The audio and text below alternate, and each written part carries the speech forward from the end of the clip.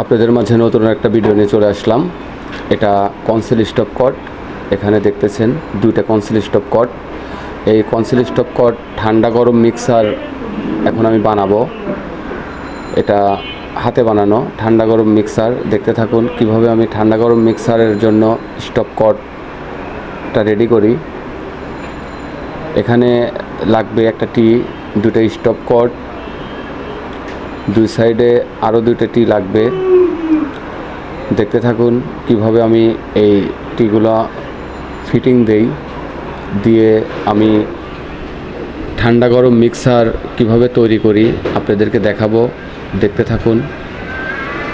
আপনারা এইভাবে ঠান্ডা গরম মিক্সার যদি আপনারা বানিয়ে নেন, অবশ্যই আপনাদের যে যতটুক ঠান্ডা লাগবে ততটুক ঠান্ডা দেবে, যতটুক গরম লাগবে ততটুক গরম দেবে। আপনার ইচ্ছা মতো আপনি এটাকে কন্ট্রোল করতে পারবেন। আপনার যদি ঠান্ডা পানি বেশি লাগে ঠান্ডাটা বেশি দেবেন, গরম পানি বেশি লাগলে গরমটা বেশি দেবেন, দিয়ে আপনি এটাকে কন্ট্রোল করবেন। নিজেকে কন্ট্রোল করে এটা আপনি চালাতে পারবেন আপনার ইচ্ছা মতো। এর সাথে দুটো ট্যাপ আছে, একটা ঠান্ডা একটা গরম। এটাও আমি আপনাদেরকে পরবর্তী ভিডিওতে দেখাবো। দেখতে থাকুন কিভাবে আমি এটাকে ফিটিং দেই। এই যে দেখতে পাচ্ছেন এখন এখানে একটা এই টি লাগাচ্ছি, এটা দিয়ে গরম আসবে, নিচে যাবে একটা গরম ট্যাপ এবং একটি যাবে হলো স্টপ কট হয়ে শাওয়ারে। দেখতে থাকুন। এই যে এপাশে আমি আরেকটা টি লাগিয়ে দেব।